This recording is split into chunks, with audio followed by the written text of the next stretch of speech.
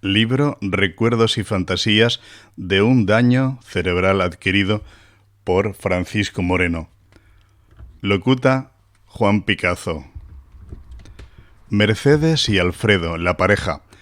Mercedes era gruesa, 90 kilos, y le costaba mucho andar por las vías del tren.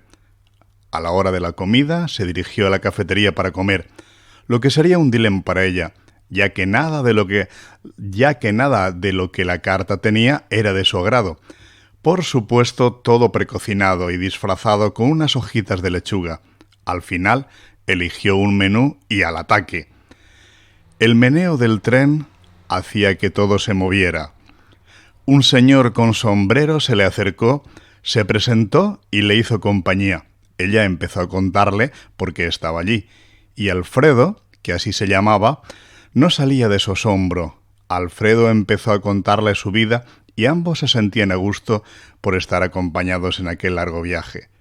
Él era un señor de 72 años, apuesto, pelo blanco y con un sombrero que se quitó para comer. Llevaba también un bastón cuyo mango era la cabeza de un león. Mercedes le preguntó enseguida por su edad, de dónde era. En fin, un interrogatorio completo. Alfredo empezó su relato mientras tomaban la primera copa de vino. Su profesión había sido abogado. Era de una ciudad del norte. Estaba viudo y no tenía hijos. Hacía que aquel viaje para ver a su amigo, que era un señor que había sido matador de toros en su juventud y que ahora se dedicaba a atender su negocio de moda de piel, bolsos, aletas, cinturones, marroquinería, etc. Cuando se encontró con su amigo, lloraba de alegría, pues hacía 4 años que no se habían visto. Su amigo lo invitó a comer a un buen restaurante. A los dos les encantaba la carne y se comieron un tremendo chuletón de buey de casi medio kilo. Eran unos expertos en este tipo de comida, ya que Alfredo provenía del norte y su amigo Pascual era exageradamente carnívoro. Por supuesto, no escatimaron en beber un buen vino. Lo eligió Alfredo. Se trataba de una cosecha excelente de 1970, Rioja. El camarero se lo decantó en el decantador y lo dejaron reposar unos minutos para oxigenarlo. Luego brindaron con sus copas de cristal tallado con un bonito diseño. El filete, como ya os he dicho, era de buey y además tenía que haber estado por lo menos un mes en la cámara para que soltase todo el ácido. En fin, todo un ritual gastronómico. La botella de vino se iba acabando y los dos entraban en un momento gracioso, recordando su juventud, Alfredo de sus casos más curiosos como abogado y su amigo de tardes de éxito en su larga carrera como matador, exaltando la compañía que había tenido en cada plaza. Pasaron un día inmemorable, locos de contentos, y el vino fue haciendo efecto.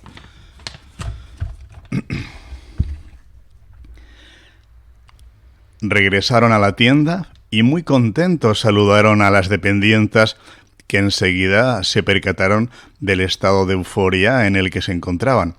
Alfredo regresó a la habitación de lujo hotel de 5 estrellas y directamente cayó rendido en su cama. Cuando despertó, lo primero que hizo fue una llamada telefónica, como no, marcó el número de Mercedes, le contó lo acontecido con su amigo y lo que haría al día siguiente. Mercedes igualmente se encontraba también en el hotel y también le contó su andadura por la ciudad.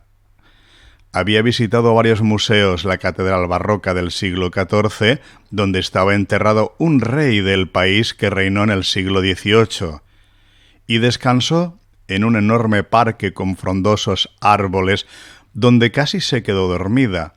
Lo curioso del caso fue que en aquel parque había una enorme escena en piedra, ni más ni menos que un león de donde su boca salía un chorro de agua. Se trataba de aquel parque donde hacía tantos años el abuelo había conocido a su amada Leida Laura. Los dos prosiguieron sus viajes de placer sin obligaciones y tranquilamente viajando siempre en tren. Una semana después, Alfredo recibió una llamada inesperada, ya que normalmente nadie le llamaba. Su amiga Mercedes quería consejo de un abogado, ya que un familiar le había dejado una herencia millonaria y tenía que partirla con 7 primos más. No sabía cuál era el trámite que debía seguir para la participación, solo quería la información. Alfredo era todo un caballero y le preguntó dónde se encontraba.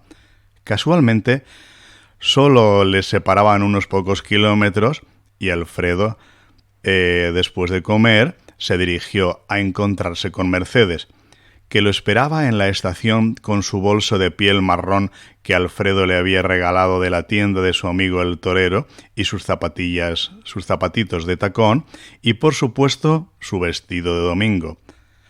Una vez juntos, y locos de contentos por el encuentro, Mercedes le contó con todo detalle el asunto por el que le había llamado a Alfredo, ex abogado con muchísima experiencia.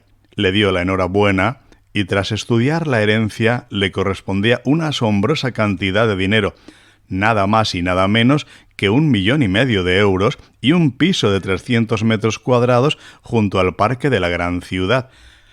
Mercedes de repente se convirtió en millonaria, a pesar de que antes ya gozaba de una buena fortuna acumulada durante toda su vida. Decidió donar la mitad de la herencia a la Fundación de Daño Cerebral de Panamá y después de arreglar todos los trámites administrativos, regaló una importante suma de dinero al que se había convertido en su mejor amigo, don Alfredo. Como la pasión de ambos era viajar, Mercedes decidió hacer un crucero, pero esta vez sería lejos, las Antillas, el Caribe. Con la ilusión que puede hacer este tipo de aventura, Mercedes invitó a don Alfredo, que recibió el obsequio con gran alegría. Se dieron un beso y un abrazo como dos adolescentes y se fueron a comer a la terraza del restaurante situado en el último piso del rascacielos. En el viaje los dos disfrutaron exageradamente, se lo pasaron tan bien que cuando el barco atracó en la siguiente isla decidieron casarse, aunque los dos ya estaban muy mayores. Lo hicieron en total intimidad, en la catedral de la isla, acompañados de los compañeros que conocieron en su crucero. Decidieron quedarse a vivir en el Caribe, donde gozarían de un final de vida lleno de felicidad. Adoptaron a Sofía, una niña de color con ojos azules, que llamaba la atención por su belleza. Les haría compañía en aquella tremenda mansión que habían construido junto al acantilado, desde donde disfrutaban de una maravillosa vista que alcanzaba cientos de kilómetros. Mercedes y Alfredo fueron enterrados en el jardín, en un enorme mausoleo que Sofía había mandado construir para el momento. La bella Sofía conoció un día a Adrián, un joven empresario americano dedicado a la industria naval. Ella era requerida en multitud de ocasiones por firmas de moda famosas para que presentase sus colecciones. Se había convertido en una modelo extraordinariamente bella que era requerida por las más importantes firmas de moda a nivel internacional. Lucía con estilo y hacía que las prendas que se ponía tuvieran demanda por la jet set de todo el mundo. Sofía y su querido Eduardo establecieron su residencia en el piso que Mercedes había recibido de herencia, 300 metros cuadrados, más que de sobra para instalarse.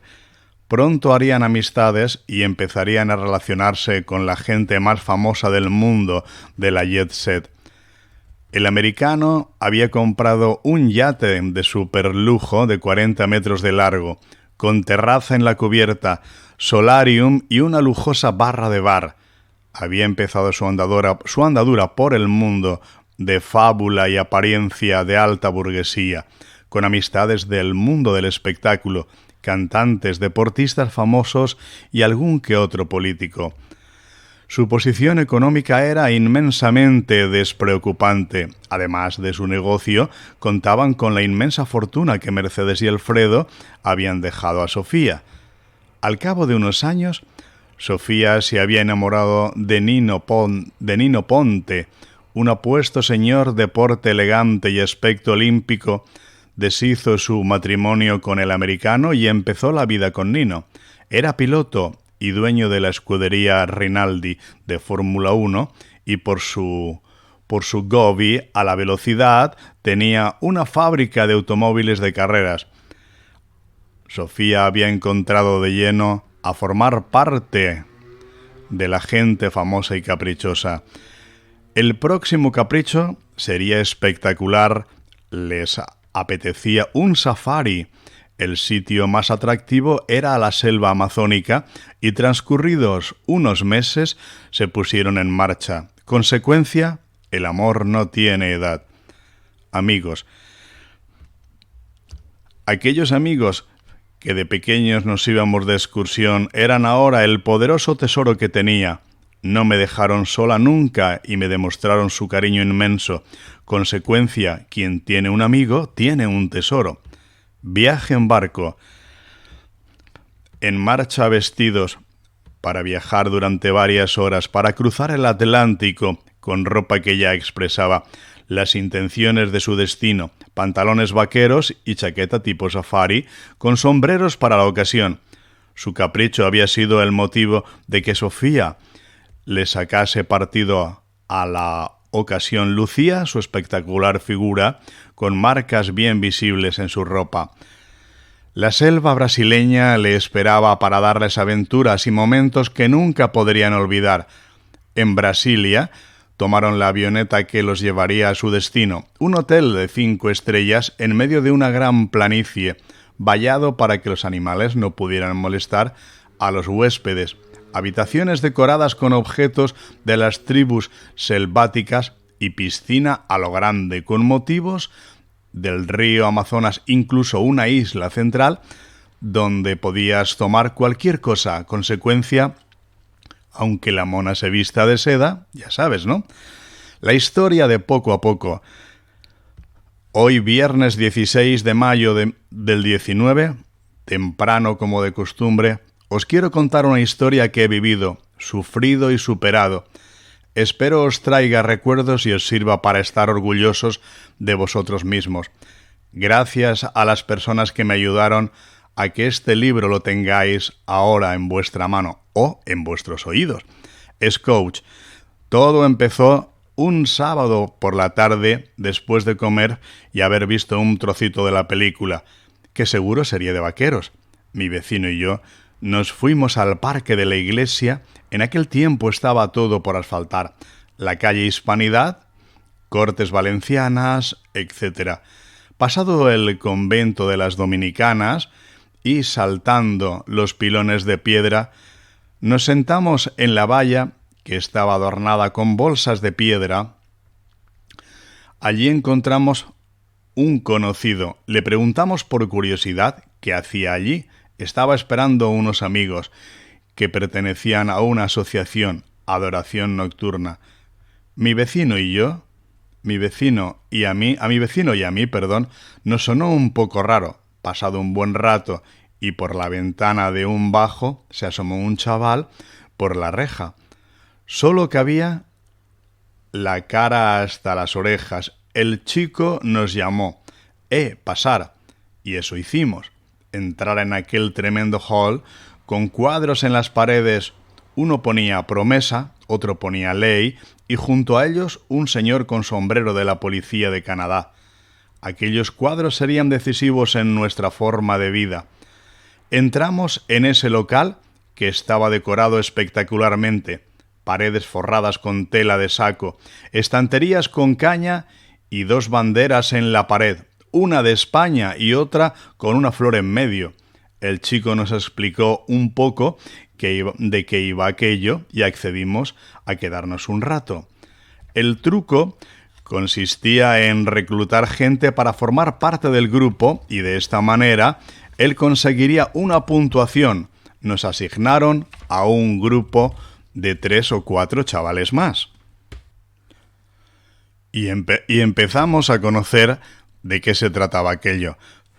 Nos parecía todo sorprendente, la mesa de madera pintada de colores y un pájaro en medio. Entonces nos dijeron que había que pagar una cuota que eran 10 pesetas. Nos parecía una fortuna y les dijimos que si volvíamos otro día se lo daríamos. Mi vecino y yo nos habíamos enrolado en una acción que marcaría para siempre nuestro futuro. Pasó la semana y ni hablamos del tema, pero el sábado siguiente nos presentamos de nuevo en el sitio y como nos parecía fascinante, les pagamos las 10 pesetas y entramos a formar parte del grupo de chavales. El más mayor del grupo nos explicó algunos juegos y ya habíamos perdido un poco la vergüenza. La visita se convirtió en rutina y sábado tras sábado acudíamos con curiosidad para ver qué tal. Cada sábado cuando empezábamos a juntarnos se izaban las banderas. Un poco militarizado nos pareció, pero hay que tener en cuenta que nos encontrábamos en un país gobernado por una dictadura militar que pretendía captar a la juventud. Cuando acabamos, mi vecino y yo siempre dábamos una vuelta camino al kiosco para comprar algunos cromos y luego un ratito a los recreativos, solo para mirar cómo los demás jugaban, puesto que nosotros siempre andábamos cortos de presupuesto. Allí había un chaval que jugaba al futbolín y ganaba partidas y todo. Luego, con el duro que nos quedaba, comprábamos un polo. Habían pasado varios meses y en casa se iban acostumbrando a las salidas de los sábados por la tarde. El principio de la reunión era un poco protocolaria, con ceremonias un poco extraña. Esa tarde nos dieron una gran noticia. Se iba a celebrar una nueva excursión, todos juntos, hasta pequeñajos y algunos más mayores que nosotros. Todo era novedoso para nosotros, todo en fila india, cantando canciones que nos habían enseñado todo el camino con unas visitas espectaculares. Hasta había un trozo del camino que eran piedras de calzada romana. Cuando llegamos a una explanada tremenda, nos dispusimos a plantar aquellas tiendas de campaña. En realidad solo era una tela que se sostenía en 2 palos y unos tirantes para que se mantuviera. Pasábamos todo el día jugando. Para nosotros fue fascinante. Se trataba de seguir unas pistas que estaban escondidas estratégicamente, como lo hacían los indios, y al final encontraríamos un mensaje con instrucciones. Todo el recorrido fue por el barranco, donde habían tremendas rocas y baladres que nos daban un poco de sombra. Ya a la noche empezó la verdadera aventura. Linternas y ropa de abrigo. Luego nos sentamos todos en círculo alrededor de un fuego y la gente empezó a salir en medio para representar cualquier cosa graciosa. Todo era curioso. Para nosotros, el jugar las linternas era muy divertido y sería la primera vez que dormiríamos en una tienda con todos los amigos. La vuelta también fue divertida, hasta que un autobús lleno de gente nos transportó a la estación de tren. Ya en casa nos poníamos ropa de arreglados y solíamos ir a misa para rematar el día, donde precisamente oficiaba un cura que había estado con nosotros en la excursión. El sábado siguiente recibimos otra noticia. Se iba a celebrar otra excursión, pero la sorpresa fue que se trataba de estar 15 días acampados. ¡Qué ilusión! No sabíamos cómo encajaría la noticia, cómo la encajarían en casa, pero afortunadamente no hubo problema. Y allá que nos fuimos, se trataba de un largo viaje en autobús, cargado con mochilas y numeroso material de acampada y un montón de comida. El campamento era súper divertido. Todo el día habían otros chavales de otras localidades. No te podrías aburrir. Una noche nos cayó una gran tormenta y las tiendas no estaban preparadas para eso. Se inundó el campamento y hubo que evacuar a mi vecino. Pasados unos años ya éramos adolescentes y empezamos a salir por la noche. Aquel grupito nos habíamos convertido en amigos y el mayor disponía de transporte, una vieja furgoneta donde nos metimos todos. Jugábamos al póker, al futbolín, al billar, ping-pong, etc. La amistad cada vez iba siendo más fuerte y ahora éramos un grupo de verdaderos amigos. Casi todos estudiaban, pero mi vecino y yo nos pusimos a hacer pinitos en el mundo laboral. Ya podíamos disponer de algo de dinerito, mi trabajo consistía en viajar. Para mí no era ningún esfuerzo, estaba haciendo lo que más me gustaba. En el grupo de amigos había de todo: piloto, enfermeros, camioneros, etc. Alguno se había labrado un buen futuro y alguno se hizo millonario trabajando, de lo que todos nos alegrábamos enormemente. Al poco tiempo llegaron las primeras chicas y pronto algunas acabaron en boda. Las chicas también forjaron una gran amistad que aún hoy en día sigue existiendo y de vez en cuando solemos juntarnos para contarnos nuestras vidas y disfrutar de una buena comida. Todos tenemos hijos, los cuales, gracias a Dios, siguen nuestro mismo camino y no pierden el contacto. No recuerdo absolutamente nada. Todos, sin excepción, habían llenado mi vida de absoluta satisfacción y cariño. No recuerdo palabras de agradecimiento para expresar lo que siento. Historias y fábulas. Miguel tenía ganas de acabar trabajos del cole. Le gustaba mucho jugar en los parques, donde había todo tipo de instalaciones: cesta para baloncesto, porterías y aparatos metálicos para hacer un poco de deporte. Él no era muy amante de los juegos en equipo y se entretenía con cualquier cosa y tirando piedras al riachuelo que cruzaba el parque con poca agua. Pasaba toda la tarde, ni siquiera hacía todos los deberes. El parque siempre estaba vigilando por algún guardia que montaba a caballo y al que los niños miraban con envidia.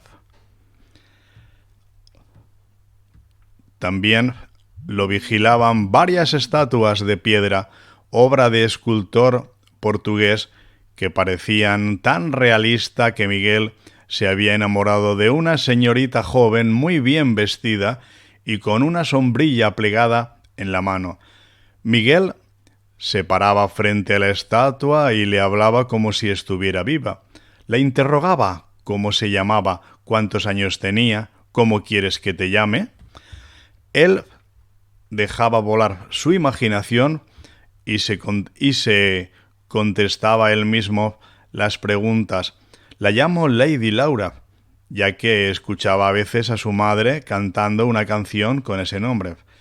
Miguel se la imaginaba sentada con él en un banco de madera del parque junto a unos enormes árboles que le proporcionaban una gran sombra. Le contaba su andadura por el colegio. No le gustaba nada, ya que era poco sociable. Le dijo a Laura que un día iría al colegio para conocer a sus compañeros y sus profesores. Él deambulaba solo por el patio en la hora de descanso. Ella entró y le dio 2 besos. Miguel alucinaba, pues su estatua se había convertido en humana. Le parecía hermosísima y no le dolían las palabras del asombro. En ese momento llamaron a Miguel para regresar a clase. No podía ni atender, estaba en otro mundo. Lady se quedó sola. Se fue a la cafetería frente al colegio. Estaba muy contenta ya que había conocido a Miguel. El camarero que le atendía se quedó maravillado de la belleza de Lady y se sorprendió al verla sola e intentó flirtear. Para ella no era el momento y se tomó un café observando las mesas de su alrededor. Pasando un buen rato, Miguel salía del colegio, loco de contento, intrigado por ver qué iba a pasar. Se fueron hacia casa de Miguel. Era la hora de comer y Lady no quería subir a su casa para no conocer a su madre.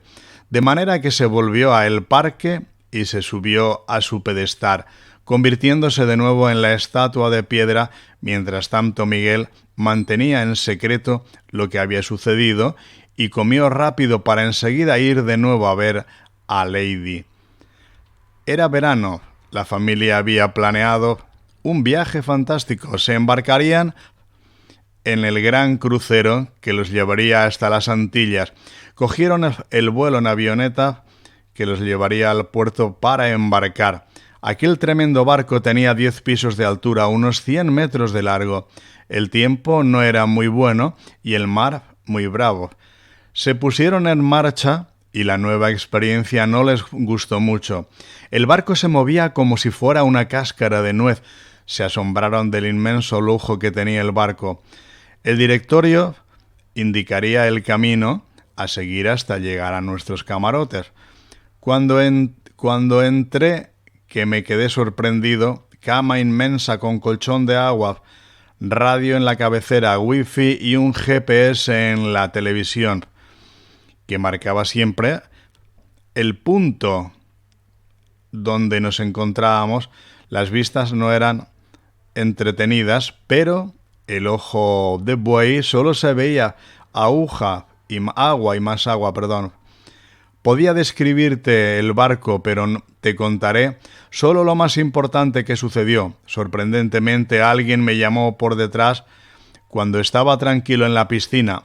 Miguel, era ni más ni menos de nuevo Lady. Se había vuelto de nuevo en persona, de carne y hueso, y de nuevo empezó el romance, donde lo habíamos dejado tantos años atrás.